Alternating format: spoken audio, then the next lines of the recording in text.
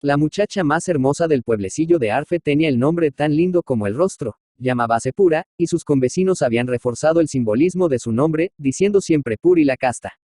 Esta denominación, que huele a azucena, convenía maravillosamente con el tipo de la chica, blanca, fresca, rubia, candida de fisonomía hasta rayar en algo sosa, defecto frecuente de las bellezas del lugar, en quienes la coquetería se califica de liviandad al punto, y el ingenio y la malicia pasarían, si existiesen, por depravación profunda. En la región de España donde se encuentra situado Arfe, se le exige a la mujer que sea rezadora, leal, casera, fuerte, sencilla, y, para seguridad mayor, un tanto glacial. Así era la casta, cerrado huerto, sellada fuente, llena tan solo de agua clarísima. Por lo cual, y por su gallarda escultura, mozos y señoritos se bebían tras ella los vientos, y los ancianos la miraban con cariñosa admiración, mayor y más justificada que la de los viejos de Troya para Helena de Menelao. No tenía, sin embargo, la casta ofrecida a Dios su doncellez, por lo cual, así que entre sus aspirantes apareció uno de honrados antecedentes y propósitos, de limpia sangre, de edad moza, de acomodada hacienda, dejóse cortejar por él, le dio un honesto sí, y como entre tal gente y en tales comarcas el sí es antesala de la iglesia, fijóse al punto la duración probable del noviazgo y fecha aproximada del casamiento. Y el noviazgo corrió, entremezclado de dulces pláticas, inocentes finezas, lícitas alegrías, sin que el novio, muchacho de piadosos sentimientos y nobilísimo carácter, intentase jamás pedir, en arras de los concertados desposorios, ni el más leve anticipo de las futuras delicias. No porque no inflamase sus venas la calentura del deseo, ni porque no soñase todas las noches con la aventura de deshojar uno a uno los pétalos de la intacta azucena respirando su perfume, pero respetaba en la novia a la esposa, y las telas que cubrían a la bella estatua eran tan sagradas para él como la orla del manto de la Virgen. Sin embargo, a medida que el día de la boda se acercaba, exaltábase la pasión del novio de Puri, y le era más difícil no mostrar con algún transporte la enajenación de su espíritu. A su vez, la hermosa revelaba mayor abandono, y como la proximidad de la bendición la tranquilizase, no recelaba acercarse a su futuro marido y hablarle con mayor intimidad y cariñosa confianza.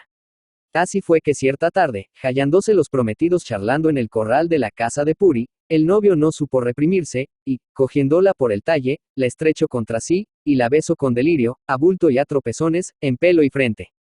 Apenas lo hubo ejecutado, sintió remordimiento y vergüenza, mientras la muchacha, pálida y ceñuda, se había echado atrás, y le miraba con asombro, casi con miedo. El enamorado se cuadró, tartamudeó algunas frases confusas, y huyó de allí enojado consigo mismo y acusándose de una profanación moral, tan inoportuna como necia. Cuando al otro día vio a la casta, aumentó su desazón el encontrarla muy pálida, abatida y triste. Creyólo al pronto consecuencia de su desmán, pero disipó sus recelos el asegurar repetidas veces la novia que no era sino malestar físico, una indisposición insignificante, de esas que no se pueden localizar, porque se resiente de ellas todo el cuerpo. A la mañana siguiente, lejos de disiparse el malestar, se convirtió en verdadera dolencia, que obligó a Puri a guardar cama. Y cama fue de donde no se levantó ya nunca la niña, sino para ser llevada, entre cuatro, al cementerio de Arfe. La natural amargura del novio se tiñó de un matiz sombrío y furioso, de un carácter de insensatez. Para él no había palabras de consuelo. Negabéis a tomar alimento. Tan pronto reía, como rugia o se mesaba los cabellos, mordiéndose con desesperación las manos. Por más que el médico le aseguró repetidas veces que Puri había fallecido de enfermedad natural y vulgarísima, de una fiebre cerebral aguda, el infeliz se obstinaba en suponer que su atrevimiento había acarreado la muerte de aquella criatura preciosa y lozana. El fatídico yo la mate, inarticulado y confuso, brotaba del fondo de su conciencia, entenebreciendo su espíritu con sombras y lobregueces de enajenación. Pálido como el mármol, la mirada fija con extravio en un punto invisible del espacio, rezando entre dientes, y con las manos convulsivamente enclavijadas, velo a la muerta y la acompaño hasta su último asilo. Vestida de blanco y azul, el hábito de la Concepción, apenas desgastada por la fiebre, con su hermoso pelo rubio suelto y haciendo marco al rostro apacible, fresco a pesar de la muerte, con la palma de las vírgenes sobre el pecho, Puri la casta se iba al sepulcro hecha un milagro de belleza, más que en vida si cabe.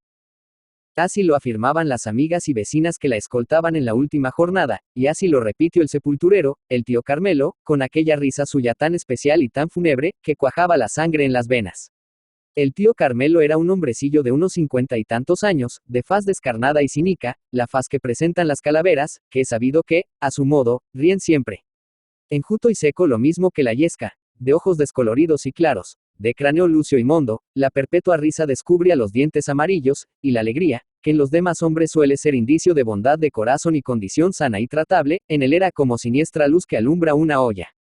Si los moradores de Arfe leyesen a Shakespeare, acordaríanse de cierta escena de Hamlet cuando divisaban al enterrador, con su risa de cementerio y sus chanzas de ultratumba, y Puri, tendida en su féretro, les evocaría la imagen de Ofelia.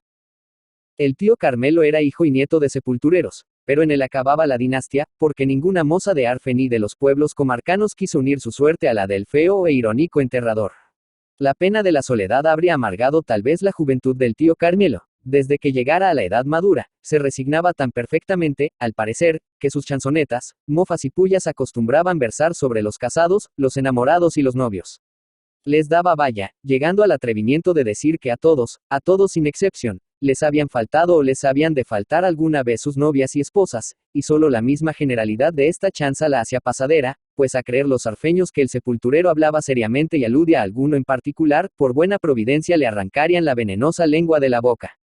Sus dicharachos algo libres, sus bromas de mala ley, su perpetua risilla mofadora e insultante, se toleraban, porque el tinte de desprecio hacia la profesión refluye en el hombre, y los pueblos, como los reyes, no se formalizan por las lenguaterias del infeliz bufón.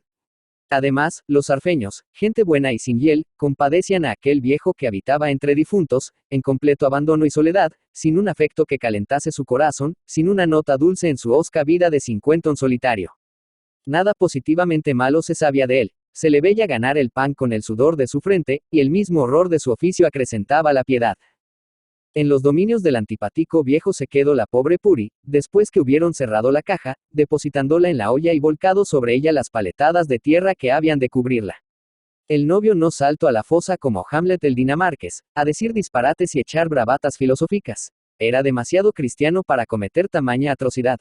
Pero mientras se cantaron los responsos y el cura roció con agua bendita la linda cara de la muerta, mientras se tapó el ataúd y se dio tierra para colmar la zanja, allí se estuvo el futuro esposo con los ojos fijos en aquel rostro celestial que iban a disputarle los gusanos del sepulcro, oyendo el sordo ruido de las palas, absorto y hecho de piedra. Igualado el terreno, volvióse, y sin derramar una lágrima ni proferir un suspiro, se alejó de allí, ofreciendo las trazas de un inofensivo demente, que se aparta de los cuerdos para cavilar a sus anchas.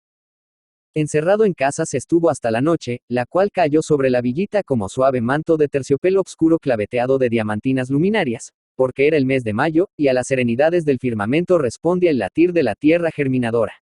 No bien las sombras descendieron sobre Arfe, el novio de Puri, levantando la cabeza y apoyando el índice en la frente, se estremeció. Sentíase acometido por la lúgubre idea de que su amada se encontraría muy sola en el cementerio, y que era justo hacerle un rato de compañía y rezar sobre la olla recién colmada. Semejante propósito le sirvió de alivio, sin saber por qué, le dilató el pecho, sacándole de la terrible absorción y quietud del dolor, al cual todo proyecto, toda actividad, proporciona lenitivo. Envolvióse en su capa, por instinto y hábito, pues antes que frío sentía ardor de calentura.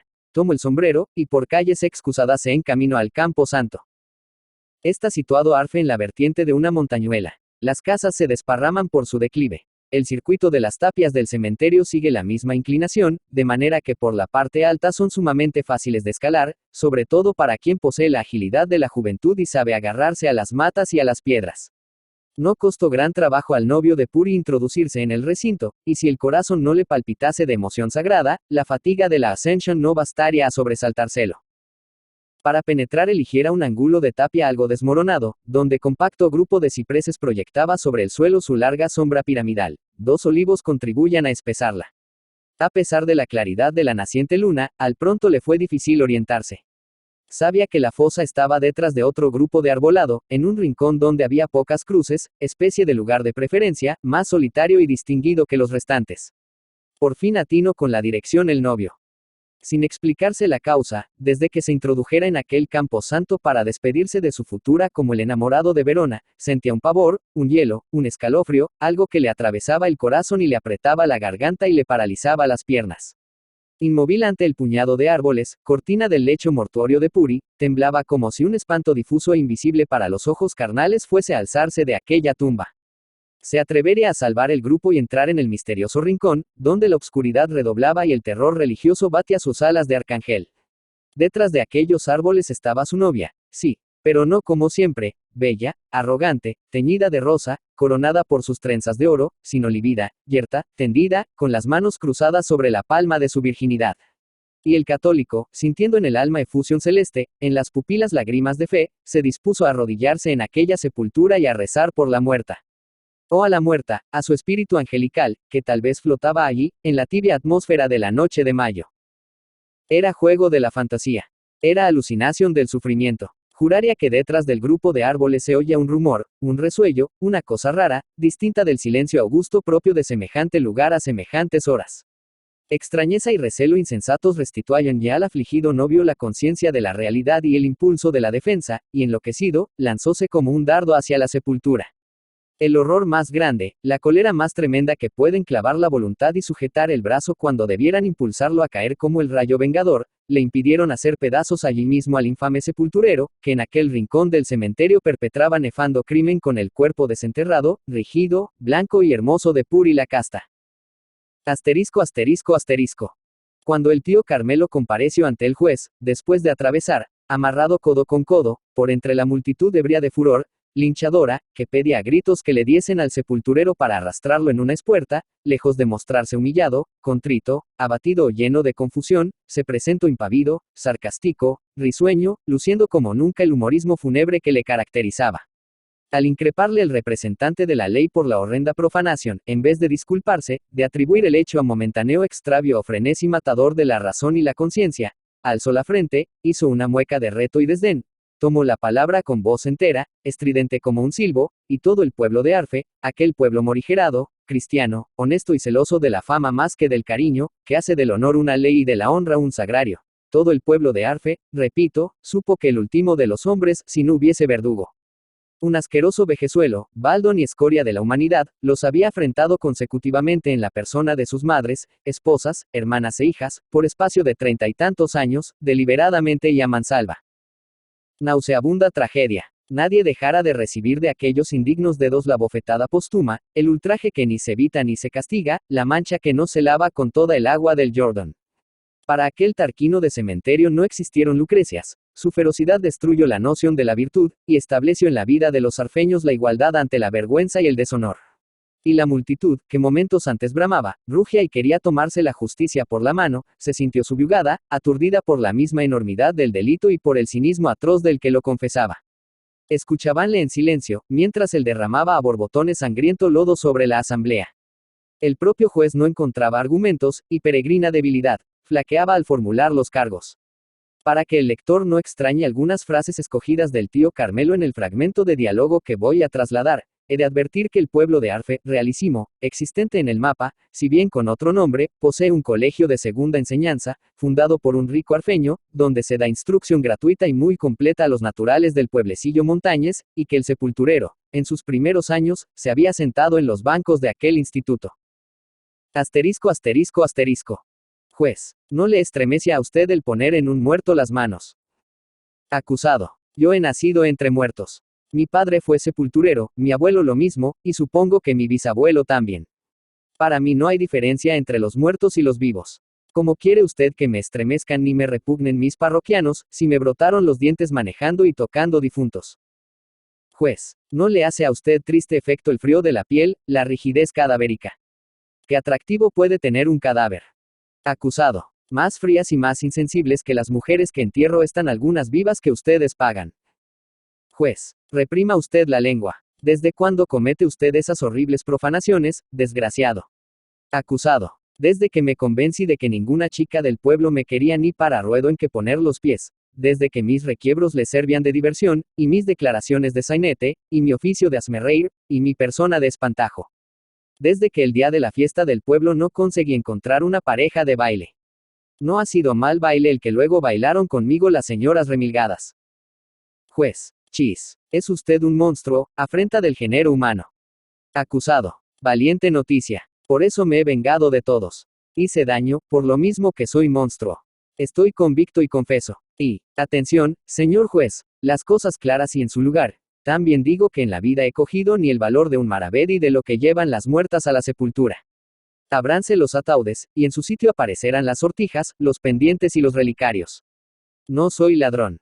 Juez. Ha robado usted una cosa más preciosa 1000 veces, que es el pudor y la honra.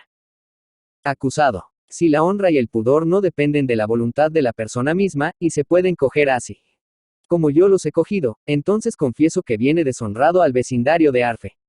Hondo murmullo en el auditorio. Amenazas y maldiciones, que la horripilante curiosidad de oír acalla. Juez. Mida usted sus expresiones. Su descaro agravará la severidad de la ley, y hará inexorable el fallo de la vindicta pública. En usted se ve, además del hábito de tan brutales atentados, un espíritu de rencor y el odio de una fiera. ¿Qué daño le hicieron a usted los habitantes del pacífico pueblo de Arfe, malvado? Acusado. Daño. Poca cosa. Tratarme como a un perro. Aunque una chica, pongo por caso, me quisiera, a cuenta que el padre me la concediese en matrimonio. Primero se la entregaba a un salteador de caminos. No quisieron darme ninguna, pues yo las tuve todas, y a discreción, y sin necesidad de cortejar ni de rondar la calle. Bien se lo decía a los arfeños, y ellos empeñados en no creerme.